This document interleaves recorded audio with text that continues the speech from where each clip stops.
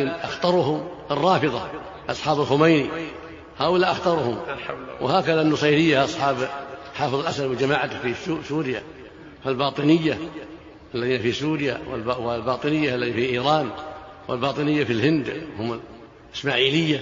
هذه الطوائف الثلاث هم أشدهم وأخطرهم، وهم كفر، هؤلاء كفر، لأنهم والعياذ بالله يضمرون الشر للمسلمين، ويرون المسلمين أخطر عليهم من الكفرة، ويبغضون المسلمين أكثر من بغضهم الكفرة، ويرون أهل السنة حل لهم دماؤهم وأموالهم، وإن جاملوا في بعض المواضع التي يجاملون فيها، ويرون أن أئمتهم يعلمون الغيب، وما أنهم معصومون ويعبدون من دون الله بالاستغاثة والذبح لهم والنذر لهم.